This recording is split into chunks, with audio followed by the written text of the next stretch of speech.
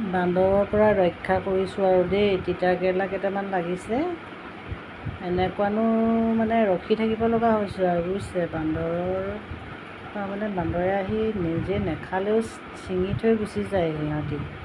চাওকচোন, আমাৰ ইমান ধুনীয়া ধুনীয়াকৈ তিতা কেৰেলা লাগিছে, কেইটামান লাগিছে আৰু আপোনালোকক দেখাইছোঁ। খাবলৈতো দিব নোৱাৰোৱেই, বান্দৰ ৰখিনো কেনেকৈ আপোনালোকক দিম ন খাবলৈ। আপোনালোকে তিতা কেৰেলা খেতি কৰিছে নাই? খাই বা ভাল পায়নে নাপায় আকৌ। বহুতে তিতা খাই বেয়াই পায় ন। আমি আকৌ তিতা কেৰেলা খাই ভাল পাওঁ, সেয়েহে তিতা কেৰেলাও দুজোপামান কৰিছোঁ আৰু ঘৰতে খাবলৈ। আপোনালোকক চাবলৈহে দিছোঁ আকৌ দেই। এইটোহেঁত চাওক, প্ৰায় 300 গ্ৰাম 200 গ্ৰামটো হ'বই, 300 গ্ৰামটো হ'বই চাগে। ৱেইট কৰা নাই আৰু, কথাটো কৈছোঁ। ইমান দেখিবলৈহে ডাঙৰ, কিন্তু কোমলকৈ কোমলেই বস্তুটো।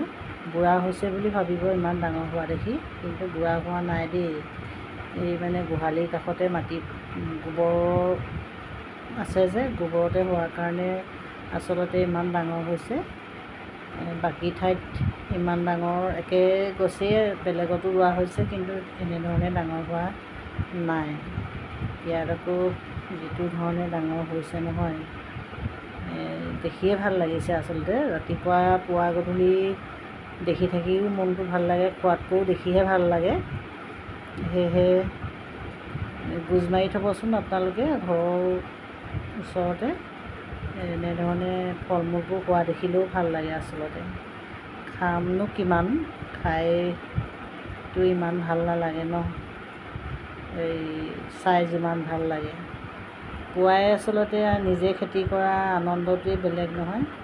আমাৰ অৱশ্যে ভেন্দিও লাগিছে বুজিছে। ভেন্দি আমাৰ খাইছোঁ কিন্তু।